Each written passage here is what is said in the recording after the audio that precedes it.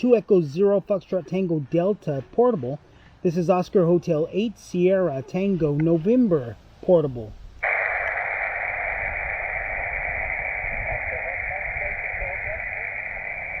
I'll say again, Oscar Hotel number 8 Sierra Tango November portable station QSL.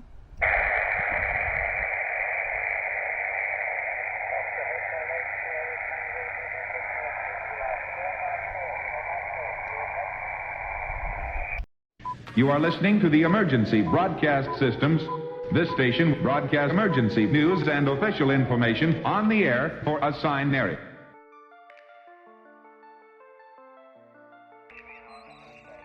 Every now and then, a radio hits the market that just totally blows our minds. And unfortunately, what usually happens is we write that radio off, belittling it or not taking it seriously, only to regret it later on when we're trying to find one on the used market.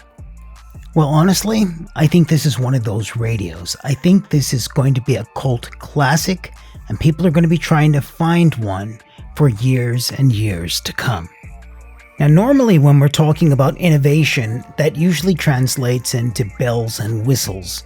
Now, ironically, this radio doesn't have any bells and whistles, but it has everything a field radio operator would want and need. Nothing more, nothing less. Now, of course, we're talking about the Discovery TX-500 from Lab599.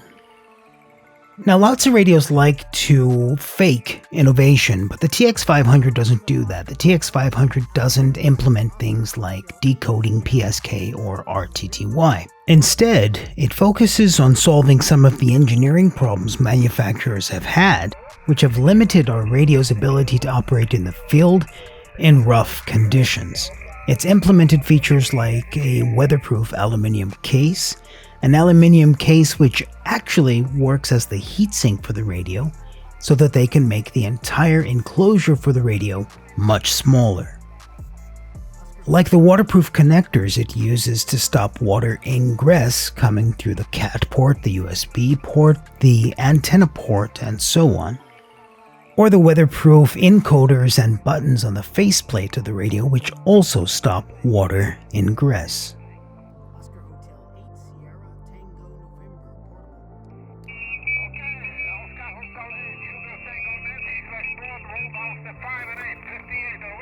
Over. 100%, and you're still 5x5, excellent copy. Can you tell me what are your operating conditions?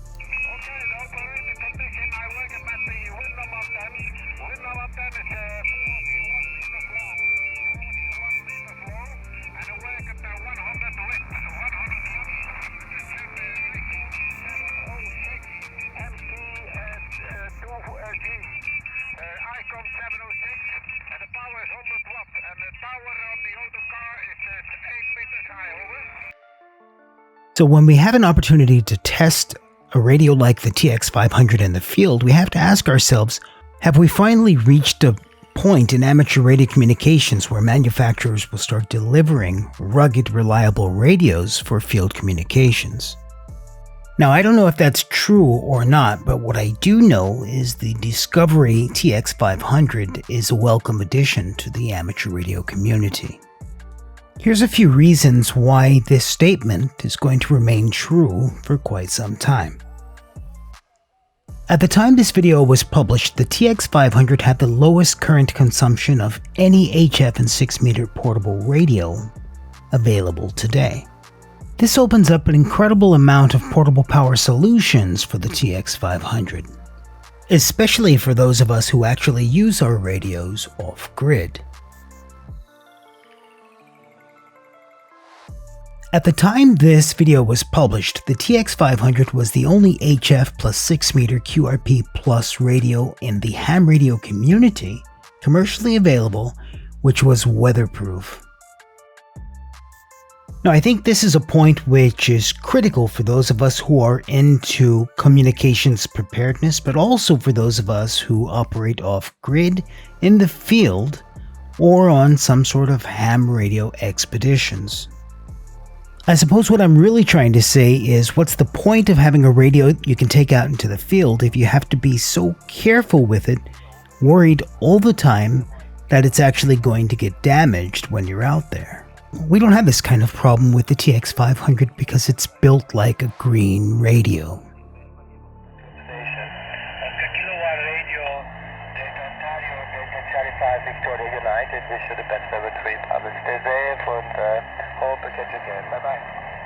Now, another incredible feature we find on green radios is a daylight readable display. The TX-500 has that as well. Now, admittedly, if we spend most of our time operating this radio from a ham shack, it would be incredibly difficult to understand the importance of these features for the hardcore portable amateur radio operator. Sticking with ruggedness for a moment, there's another feature which you probably wouldn't notice unless you actually dropped the TX-500. So the frame, the side rails, and the encoders and buttons are all designed to work together to protect the radio. The side rails actually protrude just enough above the radio and encoder body to protect the encoders from damage if you drop the radio face down. And the encoders are designed so that the dial of the encoder, the actual part you touch with your hand, is much wider than the encoder going into the rotary system itself. Of course, this actually saves the encoder from damage if you happen to drop the radio face down. Now, whether or not this is intentional engineering, these engineering tricks actually help to increase the survivability of the radio when operating out in the field. Perhaps one day we can look forward to all portable amateur radios being built like this, but for now, we have the Discovery TX-500. Oscar Hotel 8 Sierra Tango November QRP. Now, in addition to some pretty amazing engineering and design intent, the TX-500 also has excellent capabilities. Let's talk about those. First on my list is the built-in bandpass filters. The bandpass filters allow the operator to hear what he or she wants to hear and to reject anything they actually don't want to hear or which is interfering with their communications.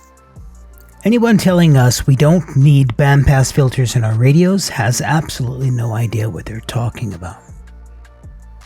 Another one of my favorite features is the auto notch. Now, normally, notch filters are something you enable, then you adjust their bandwidth or center frequency to notch out the source of the noise. This one will automatically seek out the loudest noise nearest to your center frequency and notch it out for you. This way you don't get distracted fumbling around with dials and buttons while you're actually trying to complete that QSO. Next, I have to mention the pan adapter. The TX-500 has a real-time 48 kHz wide pan adapter, allowing us to easily search for and find signals in the band, as well as understand and evaluate the band conditions. This is built in, and you don't have to pay extra for it. Now, although I've already talked about the receive current of this radio at 100 milliamps, I really haven't talked about energy efficiency. This radio is incredibly efficient. As I mentioned, 100 milliamps on receive with the backlight on and the preamp off. Now, what's astonishing is that's actually typical. There isn't any white paper required to understand how to achieve those results. It simply is a well-designed, energy-efficient radio. Moreover, on the transmit side, we're typically using about 1 to 2 amps, 2 amps being about the most at 10 watts. That's pretty awesome. Finally, this radio has an excellent user interface. Everything you commonly use is right there on the front panel or just a touch away. Less common settings or things we don't use very often are just a button touch and a scroll dial away. So no deep menus, no deep menu frustrations. This is really easy to use. Now honestly, I can keep on going telling you about features and functionalities this radio has, but honestly, I want you to just read through the the user manual. I'm not trying to sell you anything. I just want you to understand what this radio is capable of and why you might want it. So the enclosure is actually pretty nice. It's aluminum, as I've mentioned earlier, and it has inscribed on the back casing the manufacturer's name. On each side of the enclosure we have the connections for the radio. On the left side of the enclosure we have data, power, and the speaker mic. And on the right side of the enclosure we have the CW port, the USB port, and the antenna port. All of these are GX16 type connectors from the aviation industry. Now, I've seen a lot of nonsense online and on YouTube about these connectors being proprietary, but they are not. They're readily available from Amazon and eBay, and the reason they use them is because they're waterproof, even without having end caps on. Now, I've also seen people on YouTube criticizing these connectors, but I suppose those people have never spent any time in the military. Those of us who have recognize these robust connectors from the green radios we served with. Now, each one of the connectors is unique on the radio, but still, I promise you, all of them are cheap and easy to get. Now, the reason they're unique is to prevent anyone from actually plugging the wrong cable type into the wrong socket. This makes setting up this radio in the dark or when you can't see for some reason extremely simple, because you simply can't plug the wrong thing into the wrong port. This is what I meant earlier about it being designed like a green radio. It's really quite magnificent, guys. Now, setting up this radio for field operations is relatively simple. You plug in the mic, you plug in your power supply, and you plug in your antenna. Push the power button and the radio's ready to go. Now, the radio itself doesn't have a speaker. Audio comes out of the speaker mic. It's literally a speaker and microphone. Powering the TX-500 for this trip to Lapland was the PowerFilm Lightsaber Max. It's a solar panel and battery combination. Now, I already did a video on the power supply, the Lightsaber Max, and the TX-500. You can find that in the video that was published just before this one, but I'll leave a link in the description. Now, while we're on the topic of powering the TX-500, I really need to tell you about these 4 connectors on the back panel of the enclosure. There's also some connectors you see by my right thumb on the right side of the enclosure. These are very special. Now, you see, the TX-500 has an interface on the back panel of the radio, and that interface is meant to install the external battery that goes along with it. Now, calling this an external battery pack might not be the right way to phrase it, but it's an attachable battery pack and something that I didn't have at the time that I reviewed this radio. Now, I have a feeling this radio is going to make another appearance on the channel because, well, I'm actually ordering one. But when I get the battery and when I get the radio back in my hands, we're going to cover that quite extensively. But for now, what we can see from these images is the battery has an on-off switch and it has a 12-volt input port. So from the looks of it, the battery is designed as an option. So we can attach it to the rear of the radio and operate the entire system standalone, or as I did in this video, use the Lightsaber Max or any other external power source to power the radio. When I saw these images, I was absolutely stoked. This radio was already awesome, but it just stepped up an entire other level. Now, this is what I meant by innovation, not just bells and whistles and things we didn't actually ask for or a manufacturer telling us what we need. This radio was designed and engineered for the field radio operator. Now, I'm going to say something I would normally never say on a review video, but I had a discussion with my wife and I said, look, I know things are tight. We don't have a lot of liquidity, or let's say extra liquidity. We're comfortable, but, We didn't plan for another $100 radio. But we've agreed that I'm going to get this radio for myself for Christmas. You all know how brokenhearted I was about the FT817 Indy update, what they call the FT818. So I think companies like Yaesu should really be paying attention to what these small companies are doing. Now, I hope you'll agree with me when I say this is the perfect balance between a purpose-built amateur radio and a green radio. I might also add, we would be doing this radio a disservice if we didn't get one here for the channel. This is what it's all about, guys. Now, I also did some data communications with this radio. I tried WinLink, I tried FT8, and of course I tried JS8 call, primarily JS8 call as I normally do. The radio has a built-in Vox circuit, so you don't need to worry about wiring up push-to-talk.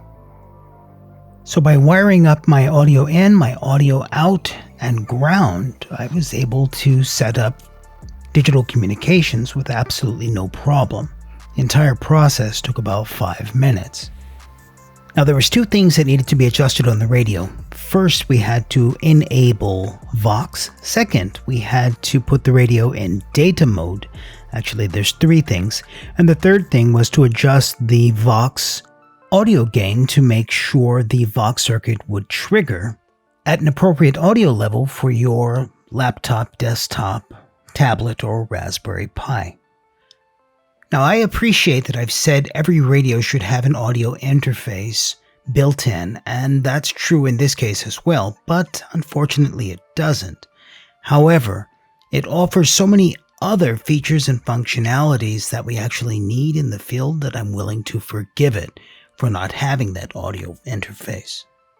Now, initially I was kind of frustrated, but then I came up with an idea to take one of the same Sovereign USB cards that I use for the Raspberry Pi projects and create an audio interface cable. Basically, the audio interface is inline and a part of the cable which goes between your radio and computer. Now, since that audio interface cable is applicable to many different radios, I'll do a separate video on building that cable and audio interface. Anyway, what you're looking at now is my tent and how everything was set up when I was up in Lapland in August of 2020. This is how the station was set up, and you'll have to excuse me for the mess. Bottom line though, I had an absolute blast working data and SSB with this radio, and I think you will too.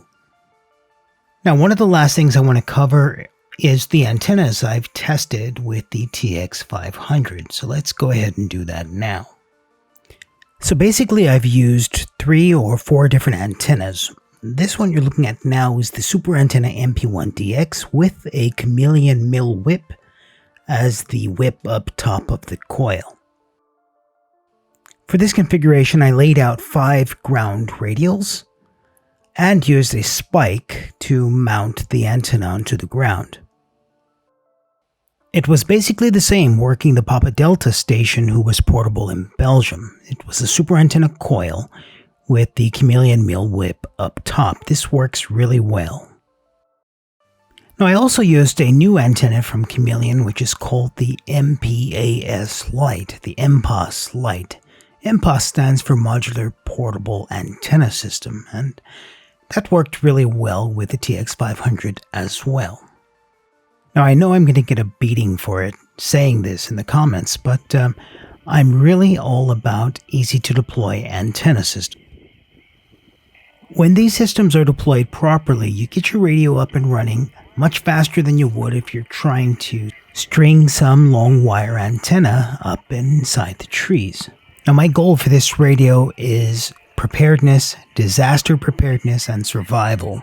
So I want an antenna system that's easy to deploy and can operate as a resonant antenna on any of the bands this radio is capable of tuning. Now, some people say I have sort of a mag loop fetish, that is a fetish for magnetic loop antennas, and I suppose there's some truth to that. Now, keeping that in mind, I had to test the Lab599 TX-500 with one of my magnetic loops. This one is the Chameleon F loop, and it's the antenna I was using when you heard the 2 Echo 0 station QSO. So what else can I say about this radio? Well, as the only rugged, ultralight, ultra-portable HF plus 6 meter radio we have on the market, I think it's absolutely magnificent. From my perspective, this is a radio operator's radio, or should I say a field radio operator's radio. This is an HF plus 6 meter rig for the person who understands what they want from a radio and how to make the most of the radio they have when they're out in the field. It's also a utilitarian radio. A radio with survival, preparedness, and disaster relief written all over it. It's also a radio which is light enough to carry, but rugged enough to actually survive the adventure. It's also a radio which is easy enough to use for someone new to amateur radio, yet packed with the features an advanced portable field radio operator is actually looking for. So let's close down this video, guys. For example, if you're looking for a Yaesu FT818, but you're not really interested in 2 meters and 70 centimeters, this radio is a definite, sure alternative. If you're on the fence about an Elecraft KX2 because you think the KX2 might not be rugged enough for your own requirements, this is also a definite alternative. And finally, if you're looking for an HF radio to augment your bug-out bag, this is definitely one to consider.